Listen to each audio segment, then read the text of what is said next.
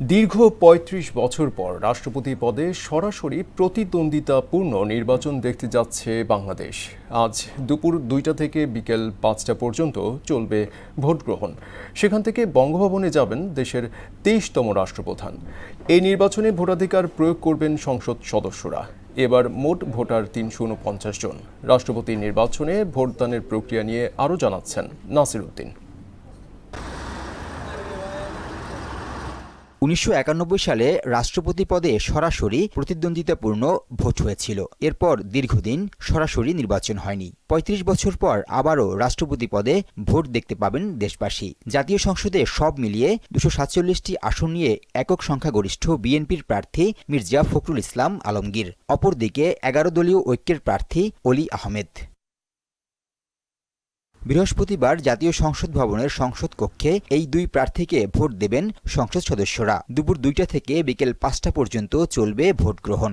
রাষ্ট্রপতি নির্বাচনে মোট ভোটার ৩৪৯ জন। সংসদ কক্ষে প্রবেশের সময় সংসদ সচিবালয় থেকে সরবরাহ করা আইডি কার্ড সঙ্গে রাখতে হবে এমপিদের। নিজ আসনে বসার পর সহায়তাকারী কর্মকর্তার কাছ থেকে নিজের নাম ও বিভক্তি নম্বর মুদ্রিত ব্যালট পেপার নিতে হবে। ব্যালটের চেক মুড়িতে নির্ধারিত স্থানে পূর্ণ নাম লিখে তা সহায়তাকারী কর্মকর্তার কাছে ফেরত দিতে হবে। নির্ধারিত অংশে পছন্দের প্রার্থীর নামের বিপরীতে নির্দিষ্ট ফাঁকা স্থানে নিজের পূর্ণ নাম লিখে ভোট দিতে হবে। ভোট দেয়া শেষ হলে ব্যালট পেপার নির্ধারিত ব্যালট বাক্সে জমা পড়বে। ভোট গ্রহণের জন্য সংসদ সদস্যদের বৈঠকে কোনো ধরনের নির্বাচনী প্রচার, বক্তব্য বা ভাষণ দেয়া যাবে না। বিকেল ৫টায় ভোট গ্রহণ শেষ হওয়ার পরপরই গণনা শুরু হবে। কতজন ভোট দিয়েছেন, কতটি ব্যালট বৈধ ও বাতিল হয়েছে এবং কতটি ব্যালট অব্যবহৃত রয়েছে সবকিছুই হিসেব করা হবে। এরপর প্রার্থীদের প্রাপ্ত বৈধ ভোট গণনা করা হবে।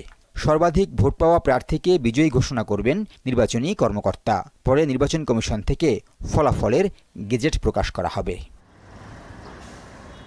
নাসির উদ্দিন, মোহনা সংবাদ।